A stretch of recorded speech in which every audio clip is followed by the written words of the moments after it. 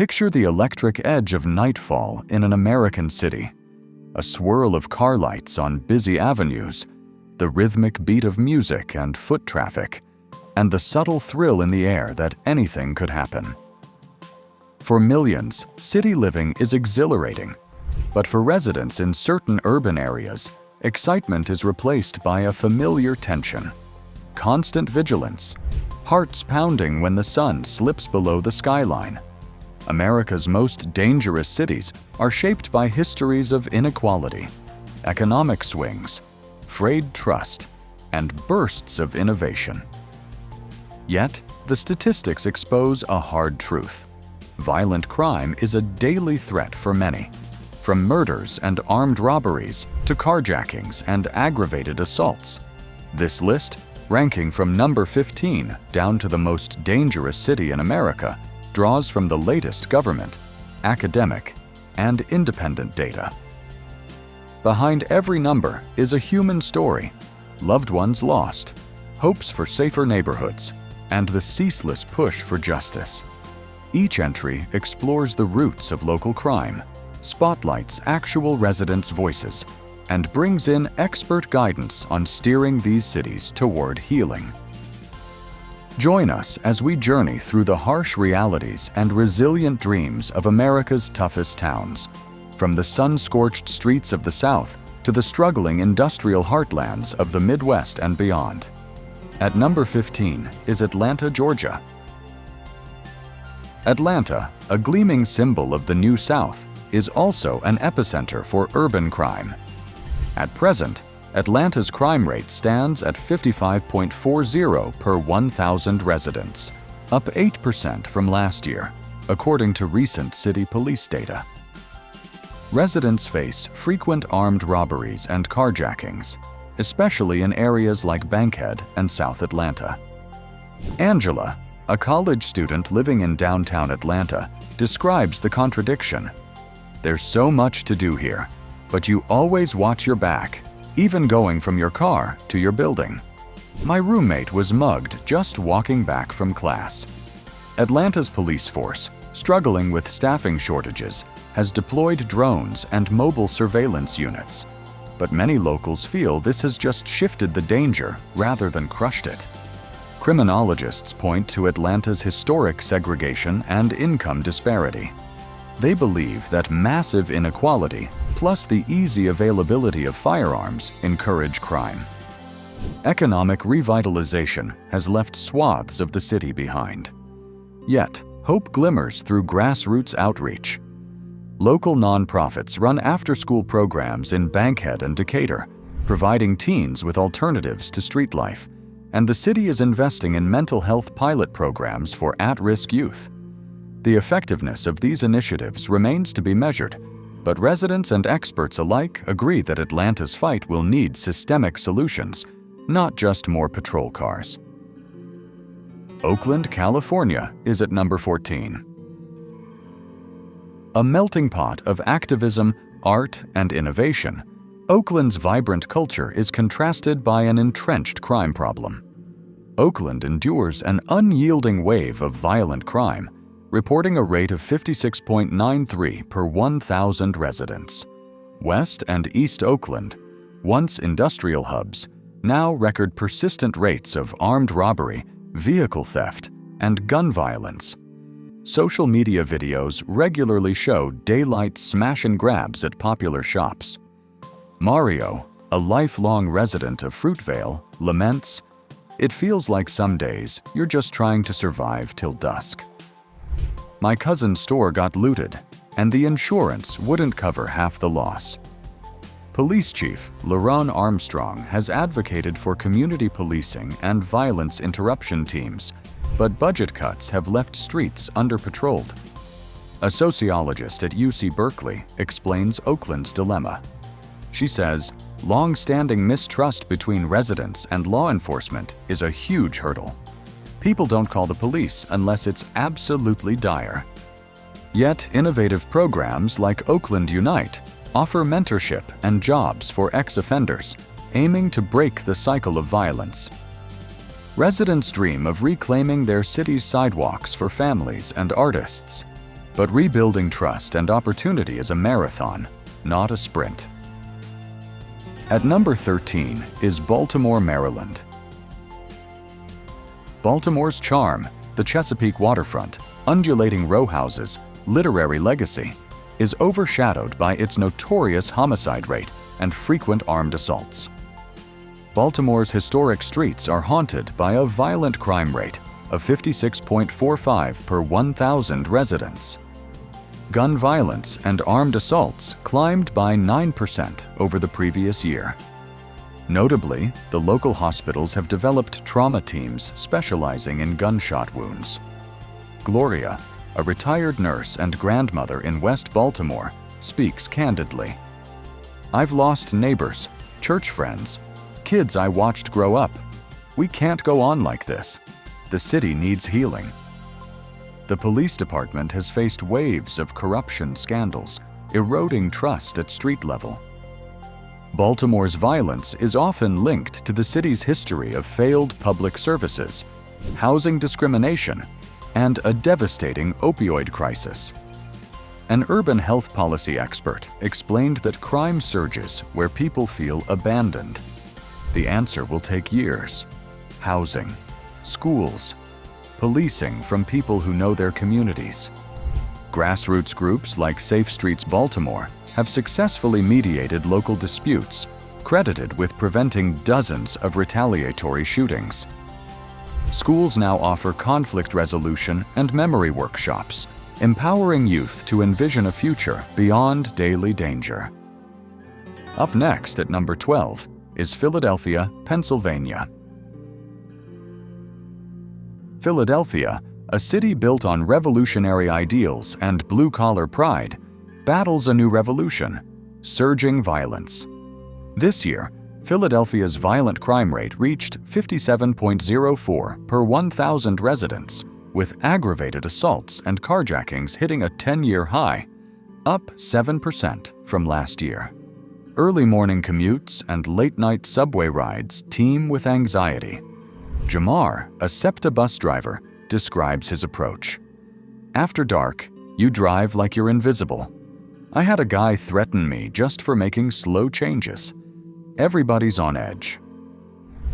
The Philadelphia Police Department has adopted predictive policing and expanded foot patrols, but critics argue these measures are cosmetic. Legal experts believe that structural poverty and legacy disenfranchisement make Philadelphia's problems systemic. Solutions won't be found just in more arrests. Still, there's momentum behind violence interruption teams as well as partnerships with faith-based organizations, showing that, despite grim headlines, Philadelphia's communities are not giving up. Cleveland, Ohio is at number 11. Cleveland, set on Lake Erie's blue horizon, faces a storm of crime rooted in economic decline and entrenched poverty. The city reports a violent crime rate of 59.91 per 1,000 residents, an increase partially attributed to economic struggles since the pandemic. Gun violence and aggravated assaults burst forth especially in the city's east side, echoing across shuttered factories and abandoned homes. Raymond, who runs a barbershop in Glenville, says, "This place used to roar with jobs. Now too many people are hustling on the corner instead of at work. We take care of each other, but sometimes the streets swallow our kids." The police department, criticized for slow response times, is piloting co-responder teams pairing officers with social workers during domestic violence calls. An urban studies expert from Case Western notes, "Cleveland's not lost." When jobs come back and trust is rebuilt, the crime rate will fall. But it starts with believing it's possible. Key organizations such as MyCom Cleveland work directly with youth, offering sports, arts, and skill building to create different futures. Birmingham, Alabama is at number 10. Birmingham, the Magic City, now faces brutal realities where hope used to glimmer. the city recorded a violent crime rate of 59.78 per 1,000 residents this year, over twice the national average.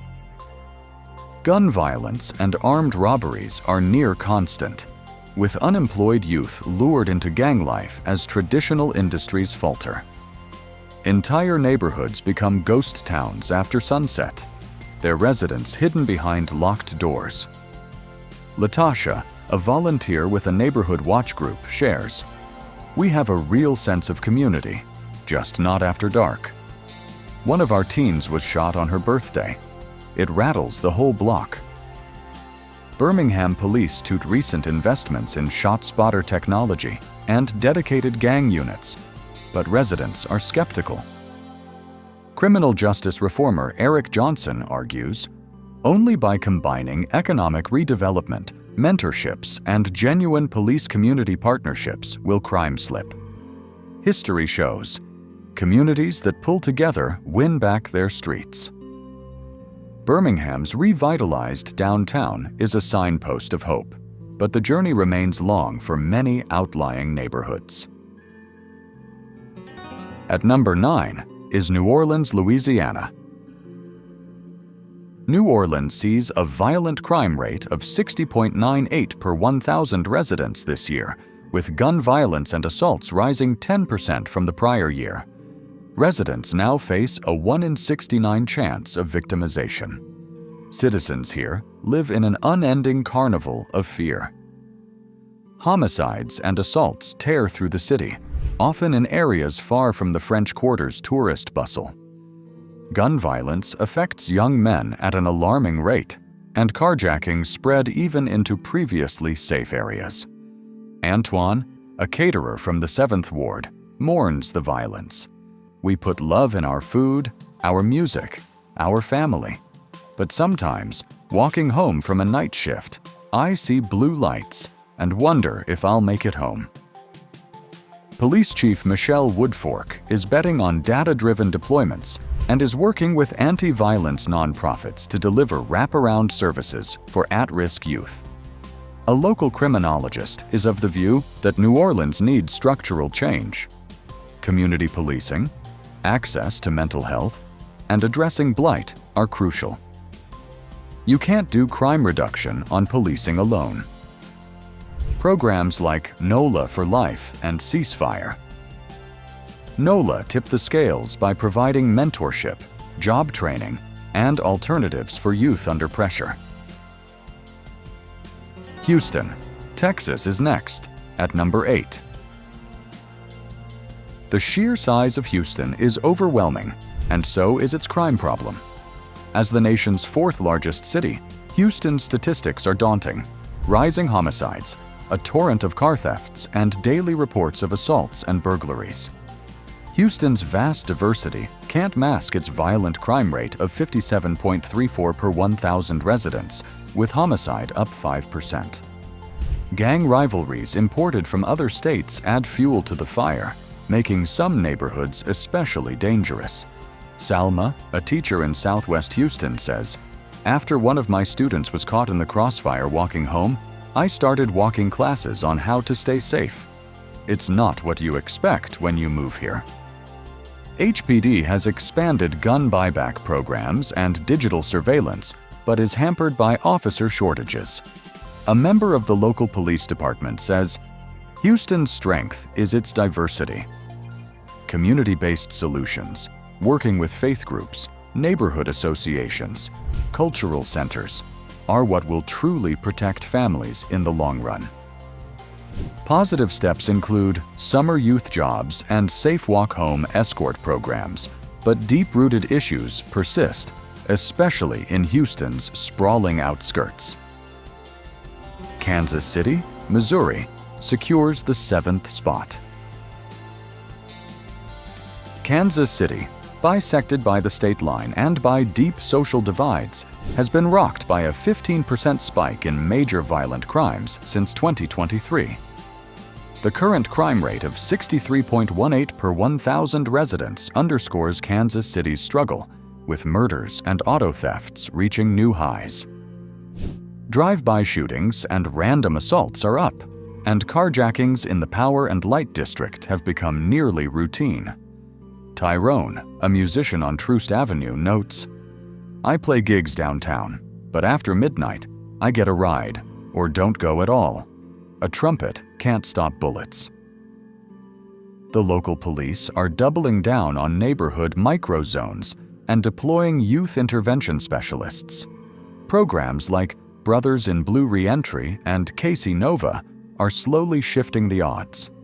A state public safety researcher explains, gun control, mental health access, and education investment will help cities like KC more than just putting more officers on the street. We've seen some results when ex-offenders become peer mentors. Detroit, Michigan occupies the 6th position. Detroit's legendary grit is being tested daily as gun violence, aggravated assaults, and robberies continue to batter this iconic city.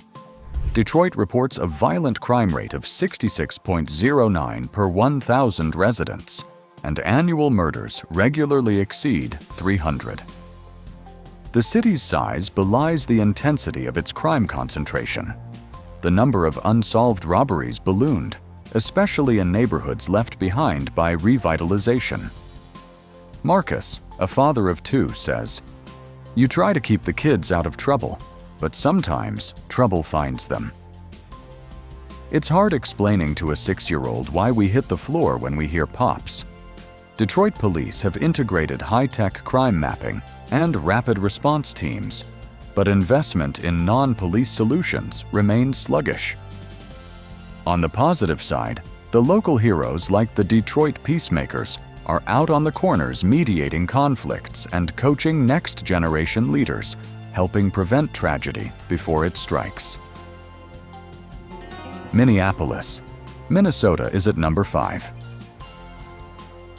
Minneapolis, renowned for its progressive ideals and vibrant arts scene, has been challenged by a dramatic rise in violent crime since 2020. According to the most recent police reports, the city's violent crime rate stands at around 66.28 incidents per 1,000 residents, with homicides increasing by 12% since 2023. Aggravated assaults and carjackings have become an ever-present concern, particularly in North and South Minneapolis. Jennifer, a nurse living near Lake Street, shares her experience. "There are so many great things here, but after the sun goes down, you pay attention." We've had 3 break-ins in our block this year, and last week a neighbor was mugged. A senior professor at the University of Minnesota argues, Minneapolis needs more than reactive policing. The answer lies in rebuilding trust, creating real jobs, and mental health outreach. Efforts such as Cure Violence Minneapolis, which recruits former gang members to mediate disputes, have shown promise in reducing retaliatory shootings within at-risk youth communities. Residents hope that ongoing restorative justice initiatives and continued investment in social services will help turn the tide. Moving on to number 4, it's Little Rock, Arkansas. Little Rock, often described as the heart of Arkansas, faces daunting crime challenges with a violent crime rate reaching 87.10 per 1,000 residents, nearly 4 times higher than the national average. Armed robberies, aggravated assaults, and gang activity are persistent realities. This year, homicides climbed 10%, and several neighborhoods experience regular gunfire and narcotics-related disputes. Samuel, a social worker on the city's South End, recalls, "My son ducked low when he heard shots outside our home last month. It's becoming normal, and it shouldn't be." Law enforcement has responded with increased street patrols and new gunshot detection technology, though many locals say deeper changes are needed. The city recently expanded its outreach with the Little Rock Violence Reduction Team, which connects at-risk youth with counselors and mentors. Nonprofit groups are holding peace marches and neighborhood barbecues, hoping small acts of community can stitch the city together and break the cycle of violence. At number 3 is St. Louis, Missouri.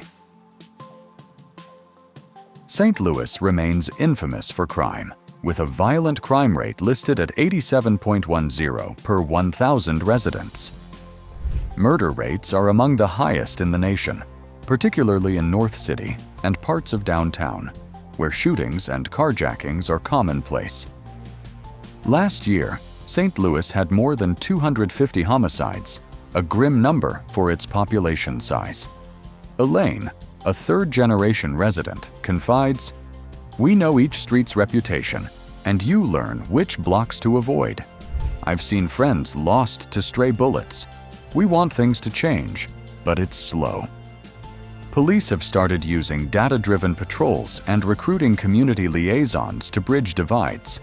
Local initiatives like STL Youth Jobs and Father's Support Center work to keep kids busy after school and build family resilience. Residents have started neighborhood watch groups and partnered with churches to host midnight basketball tournaments and safe havens, pushing for hope amid chronic adversity. Urban safety specialist Robert Milton states, "What's missing is faith in institutions and job opportunities for youth. Law enforcement-only tactics alienate residents." We have Memphis, Tennessee, at the second spot. Memphis faces the highest violent crime rate in the nation at present, 97.64 per 1,000 residents. Murders, aggravated assaults, and robberies plague both urban and suburban zones. Last year, Memphis reported over 300 homicides, a shocking figure even for longtime residents. Darnell, a local musician, puts it bluntly, "You don't let your kids out after dark. Police drive by, but most folks rely on their neighbors more. We lost 2 kids on my block last year to stray bullets." A member of the local police department says, "Memphis needs trauma-informed policing, stable housing, and nonviolent conflict mediation.